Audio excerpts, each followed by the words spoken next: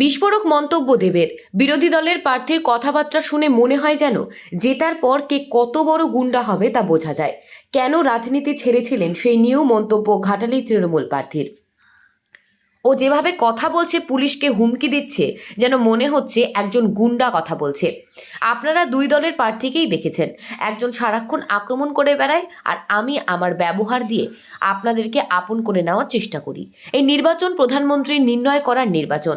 অনেকে জেতার পর কে কত বড় গুন্ডা হবে সেটা তার কথা শুনলেই মনে হয়। আমি গত 10 বছরে অনেকবারই চেষ্টা করেছিলাম ঘাটাল মাস্টার প্ল্যান করব। আমি অনেকবার কেন্দ্র সরকারকে বলেছিলাম, কিন্তু তারা কথা শোনেননি কিংবা কথা রাখেননি। আমি রাজনীতি ছেড়েছিলাম, কিন্তু রাজনীতিতে ফেরত দিলাম, কারণ দিদি আমাকে কথা দিয়েছে ঘাটাল মাস্টার প্ল্যানটা করব। মনে হচ্ছে দেখো, আমার তো আমার মনে হচ্ছে ও যেভাবে কথাবার্তা বলছে, যেভাবে আচরণটা করছে, সেটা একটা গুন্ডার মতন কথা বলছে। পুলিশকে গিয়ে ধমকি দিচ্ছে, এসডিওকে গিয়ে ধমকি দিচ্ছে, বলছে বটি কাটা নিয়ে বেরো। তা বলছে এই ব্যবহারটা আমার কোথাও যেন, মানে যেরকম আমি বলেছিলাম কি আমার কিছু জিনিসে মনে হচ্ছে ব্যক্তিগতভাবে রাজনীতির মধ্যে এই সমস্ত জিনিস না থাকলেই ভালো।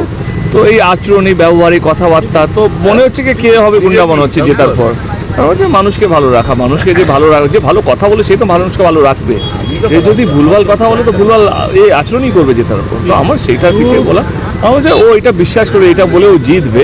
4 জুন অবধি আমরা সবাই ওয়েট করি না। আমিও ঘাটাল লোকসভা কেন্দ্রের মানুষকে বলছি কি আপনার ভবিষ্যৎ কি দেখতে চান, ভারতবর্ষের রাজনীতি কিভাবে দেখতে চান, কেমন ধরনের রাজনীতি মানুষকে পাঠাতে চান সংসদে, যারা এইভাবে কথা বলে না, যে সবাইকে সম্মান দিয়ে ভালোবাসা দিয়ে কথা বলে। তো আমার মধ্যে এটা ঘাটাল লোকসভা কেন্দ্রের মানুষকে ছেড়ে দিলাম। একজন আমি, একজন বিরোধী দলের প্রার্থী।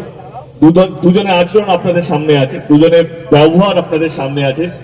একজন সারাক্ষণ আক্রমণ করে এবং সবকিছু ওর মতো করে চেষ্টা করে জেতা, এবং আমি আমার ব্যবহার দিয়ে, সম্মান দিয়ে মানুষকে ভালো রাখার চেষ্টা করি।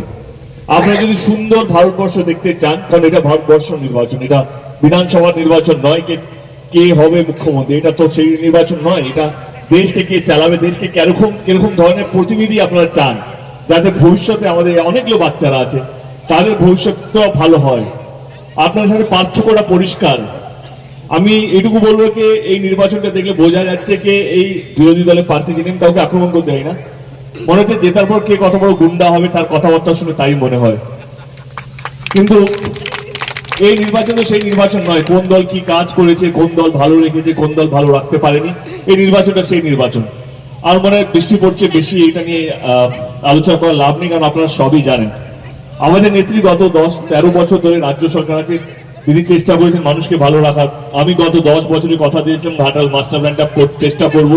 আপনারা সবাই জানেন অনেকবারই আমি ঘাটাল মাস্টার প্ল্যান নিয়ে কেন্দ্র সরকারে বলেছিলাম, কিন্তু তারা কথা শোনেননি বা কথা রাখেননি।